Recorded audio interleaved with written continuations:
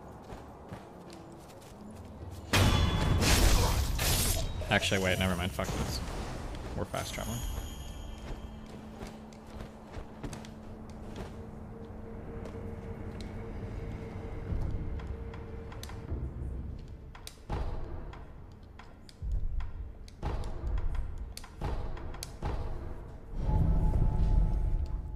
Use the bags of gold inventory for cash. How about one I need to actually buy something? I'll do that.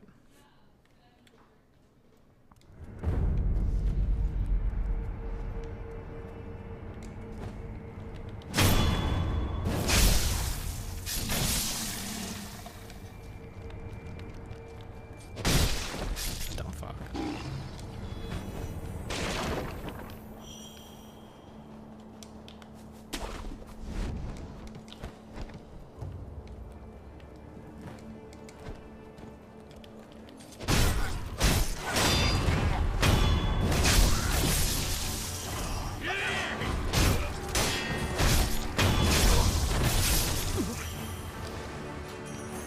Coin bags allow you to keep gold after dying? Wait, but if I use it and then I die, I'll lose gold, no? Aren't they just like those little soul pieces that you could get in like all the Souls games? What was it that you would crush? You'd get like a giant soul or whatever soul, a blah blah soul. Wait, are you serious? Can you just die?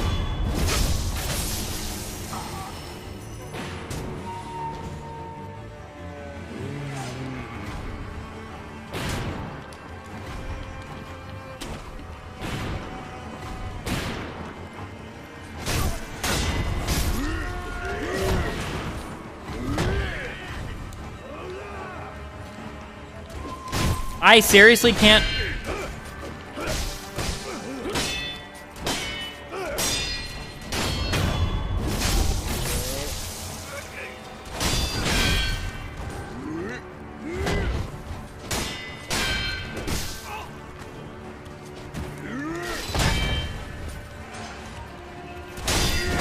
Just fuck my shit up, fam.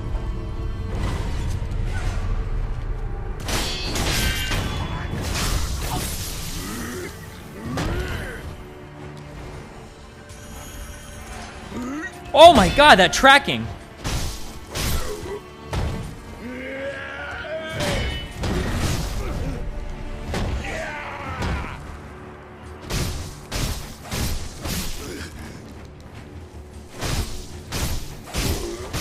Please die!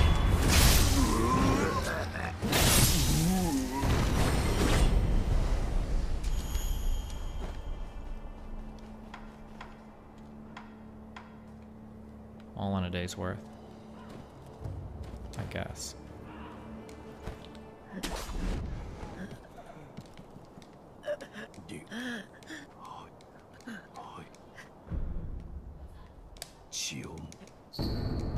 Cool. Can I only bring one of these back at a time, or?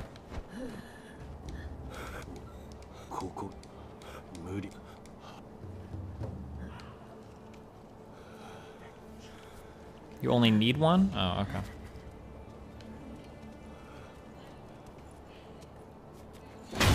Oh, I remember this. I died to this motherfucker. Go to the crows? How the fuck do I get to the crows? Who the fuck just shot at me?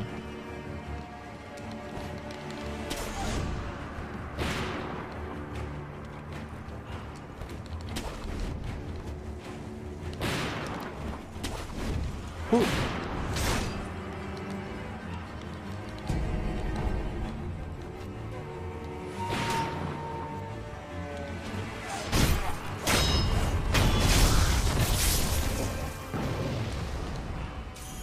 Cringe, bro.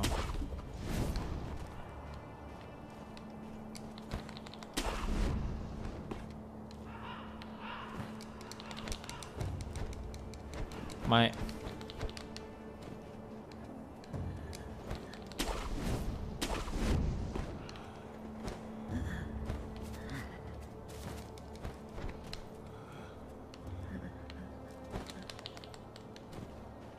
You gotta go around... Around what?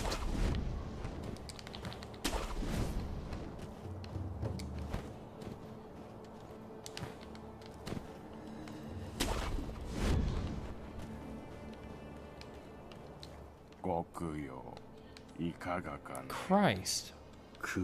What?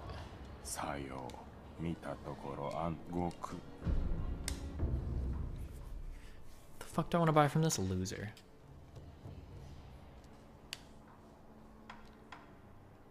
If I buy, how many coins are in this 110 coin purse?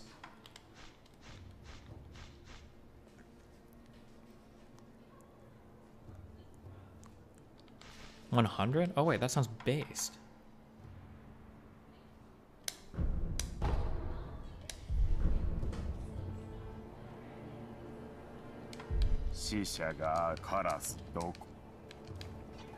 You need the firecrackers to beat a fight. Wait, like actually?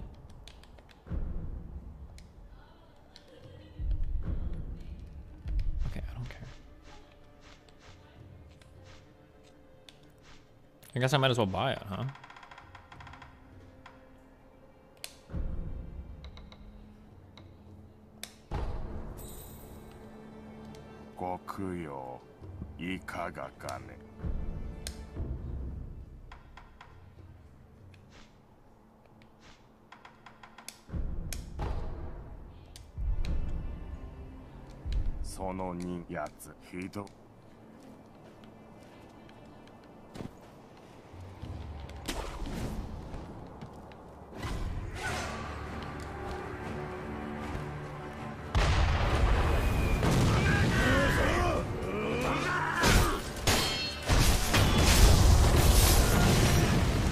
That hit me while I was...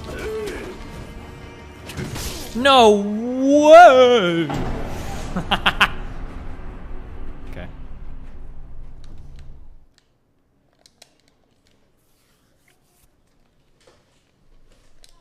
If you get knocked off something, I'm guessing it means that you can't regen at all? Or you can't, you don't die twice, you die once?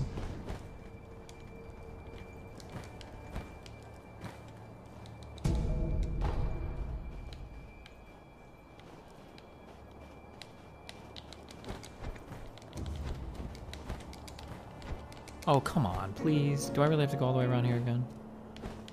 Dave Rubin blocked me on Twitter because I said it was shameless of him to tweet about Larry King's passing from COVID while having a pinned tweet about how we need to open up the country. Keck. Well, if that's not a keck, I don't know what is, my dude.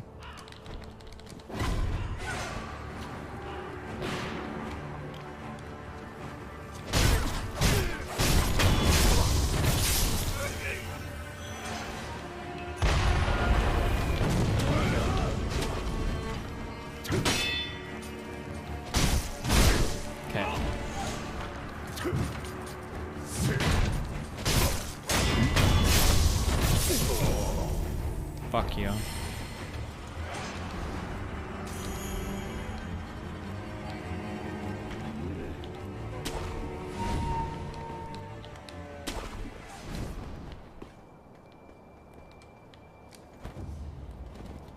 The fuck? Oh. Rooster.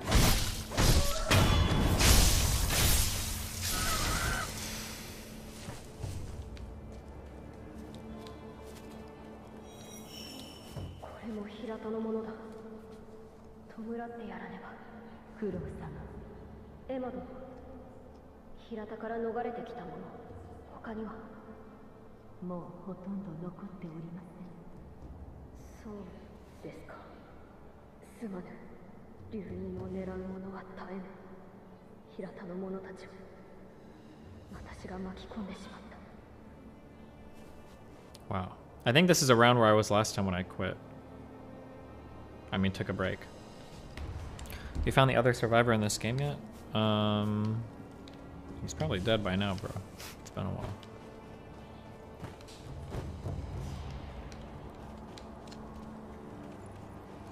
Oh fuck, I should supposed to eavesdrop. Whoops.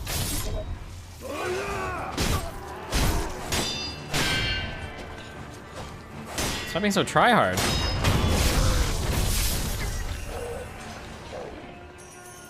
Just went past the save point? Wait, did I?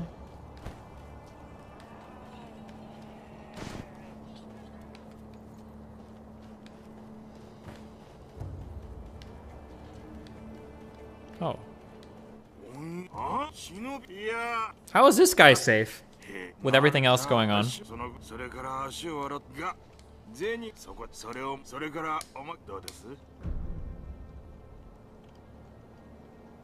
It's up. Okay.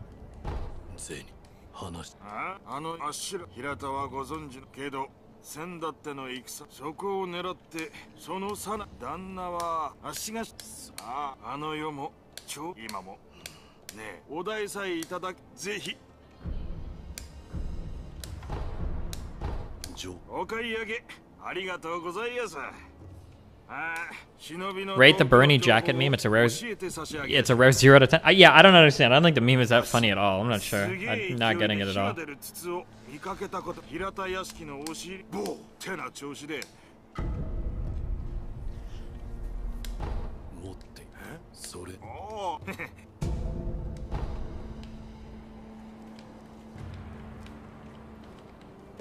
Whoops.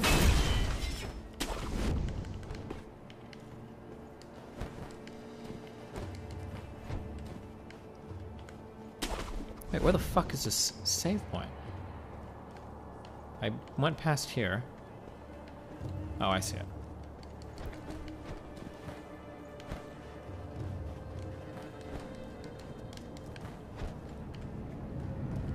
I don't know if it's just because this is the early stages, but does it seem like there's a lot of save points in this game compared to other Souls games? Like...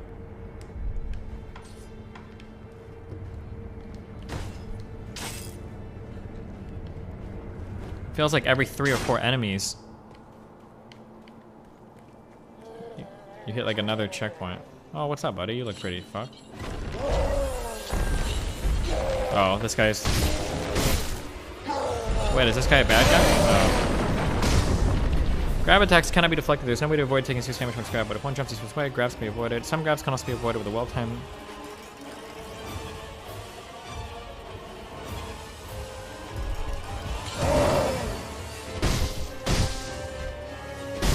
Is it all grabs? Oh, I could have probably hit that.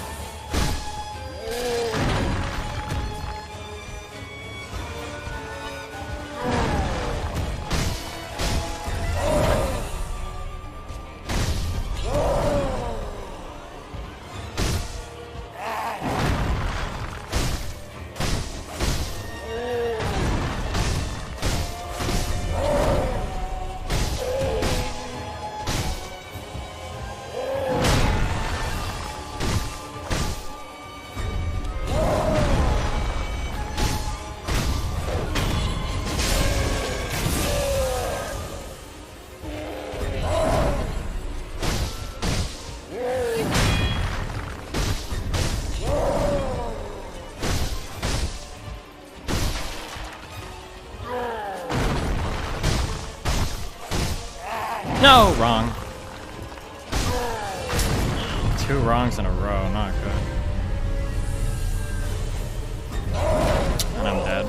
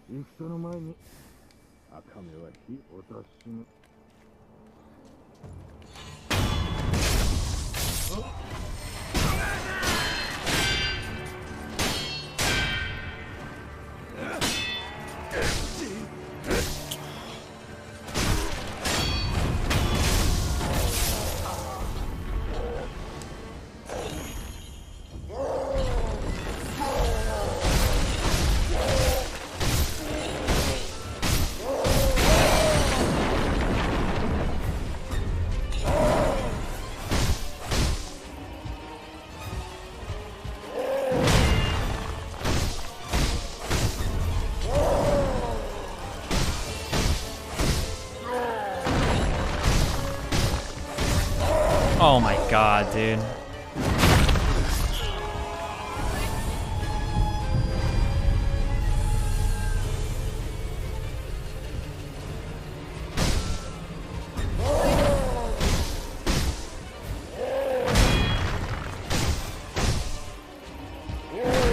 Oh, that's a new attack. Hello.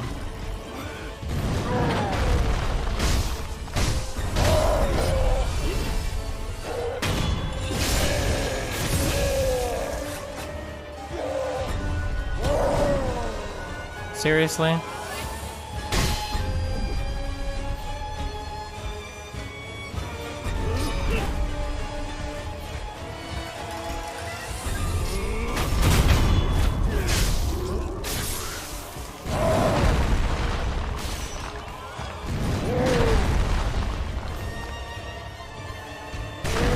What?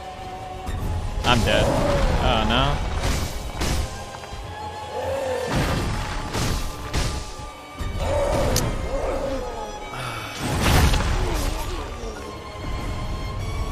Do I have a revival since I killed that one dipshit?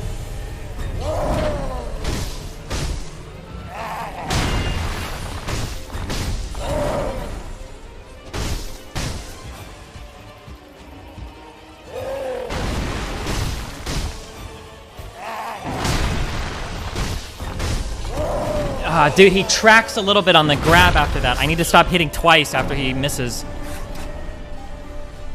Look at the grapple icon over his head. I don't know what the grapple icon looks like, but thanks, bud.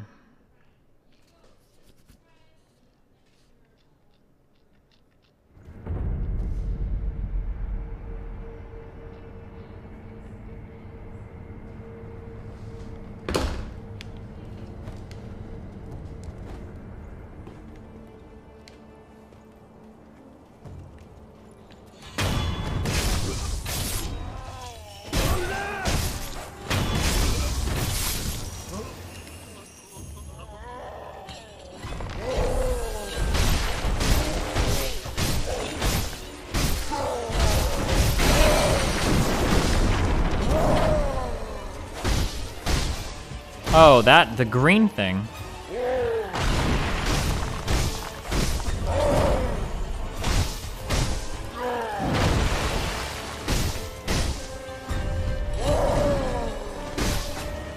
Fuck, I missed it.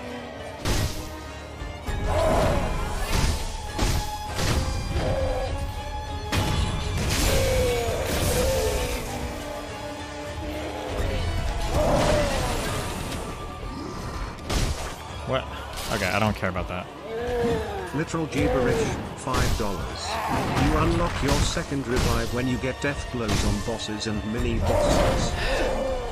Your mom gives me fucking death blows when I fucking fuck her.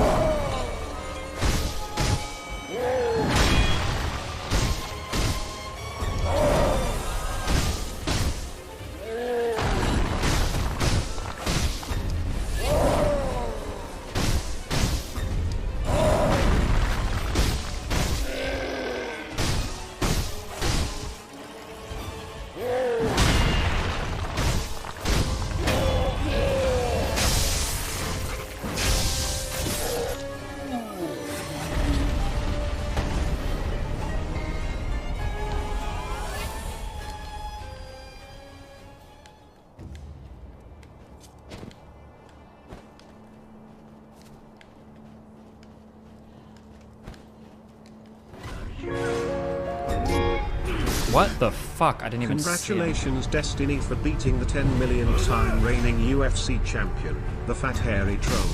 Real proud of you, buddy.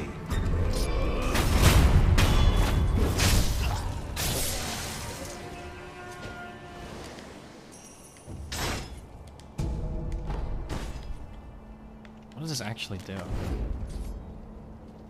Does this just make me dodge like a shot or something?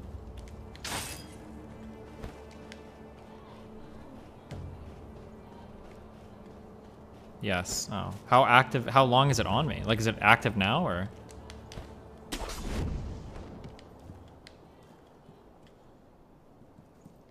It's like a lot of iframes. It's like a counter. Oh, okay.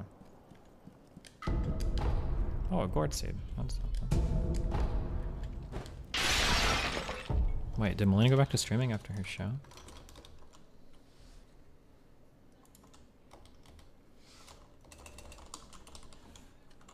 What if I'm gonna build weapons tonight and rest? Oh, she did.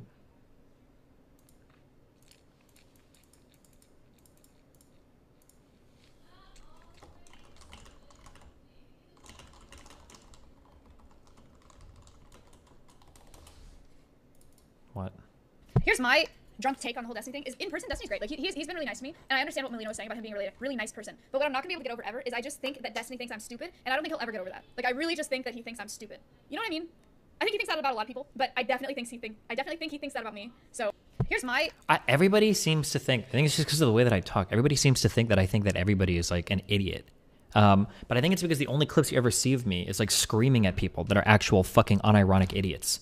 Like. I'm pretty sure before getting into streaming, wasn't Maya, I don't know if she finished her 4-year degree in like her animal training shit, or is it called husbandry or falconry or whatever she does? Like, it seems like she does like really cool shit with her animal stuff. It seems like she does, I say animal stuff and that sounds like, oh, like she pets cats or whatever. But like, there's like clips of her like training fucking birds. I say birds. I only know like the basic civilian version of these things. But like she does like pretty advanced stuff. I don't think she's an idiot. She doesn't seem like it.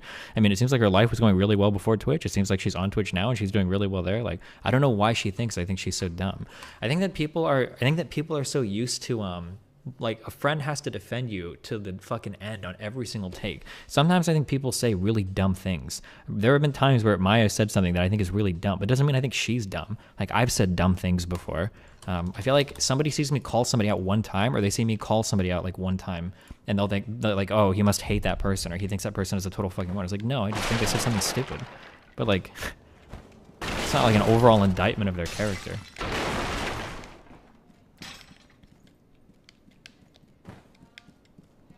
But I mean, Maya seems like she has her life better, better, like more together better than most people. Jesus Christ, what is that fucking?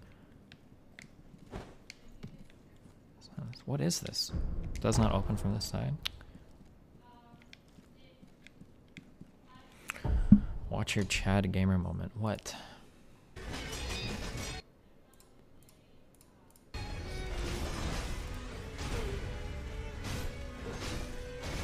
I was here for this. Why are you asking me to watch something that I was just here for 30 minutes ago?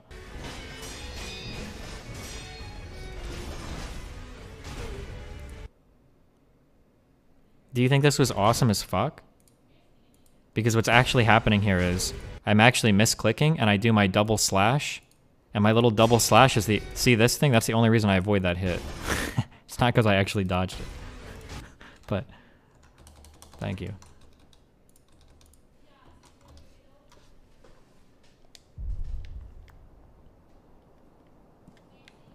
Yeah, one's in chat if you were here too, an hour ago.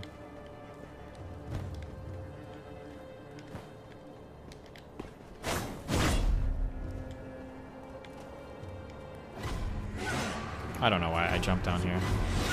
Are there like 30 enemies in here? Seems like it. Oh, you guys all have guns too, huh?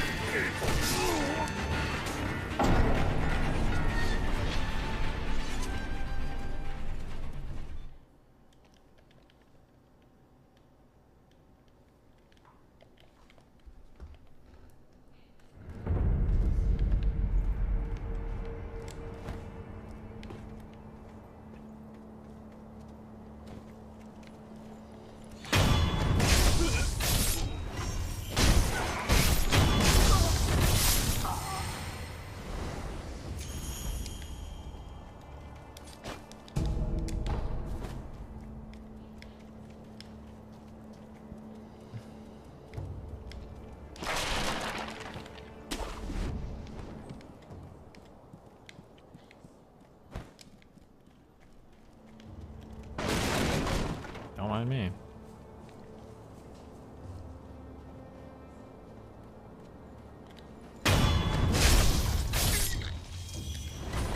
Oh, hi.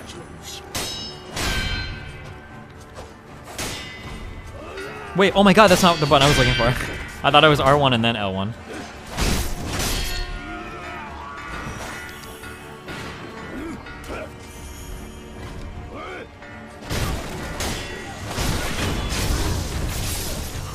No!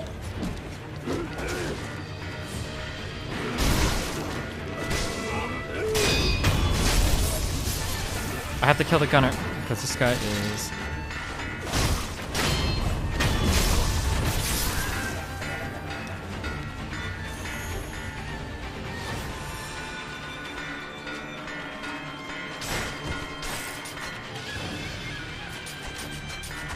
Wow, I missed every okay. Alright, what are you? Damn.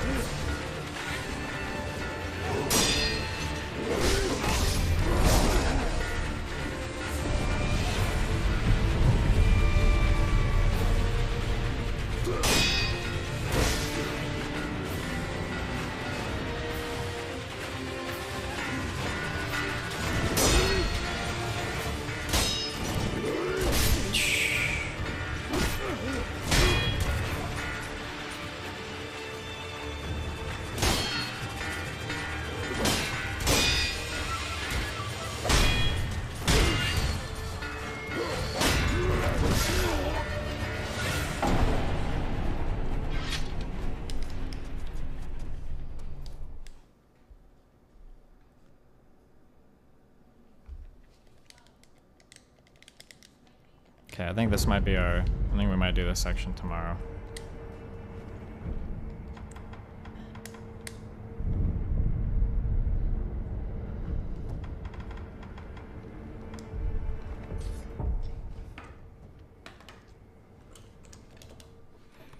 Hold block to recover your posture faster. Yeah, but when I'm getting like assaulted, like...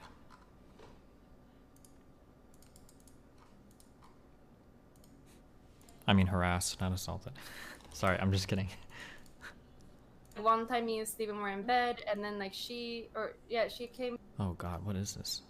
back with her friend, and they were like, they didn't want to let us like go to sleep, so they would just like sit and be really like passive aggressive towards us. And then I needed to go to the bathroom, and I was like gone for like a minute, and then I come back and she's like sitting upon him and stuff like that, just like trying to trigger me, like, yeah, because I left. What's up, LSF? Like, crazy fucking shit. I'm founding a nonprofit, and it's an exotic animal sanctuary where I'm going to do a bunch of collaborations, and I'm developing a facility in Texas so that people can come and visit and learn about conservation, and I can educate people, because that's all I want to do on stream. I'm starting to GoFundMe soon because I'm getting nonprofit within the next couple of days. Look out.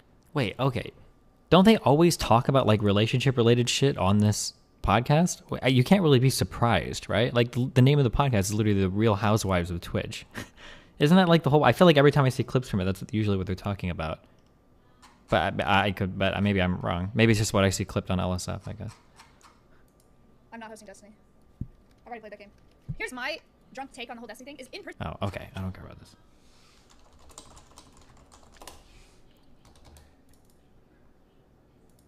There you go. Go have fun with the shamelessness of Melina. I don't think I have anything on my calendar for tomorrow, right?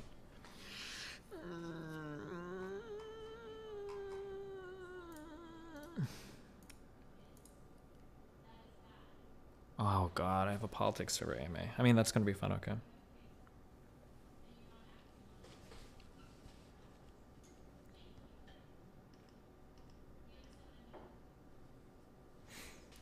Okay. Here you go. Have fun, guys. Rebrano, cappuccino, pappuccino, cappuccino, mappuccino, cappuccino, cappuccino, cappuccino, albuccino. Something arena. I'll see you guys later. Peace out, arena.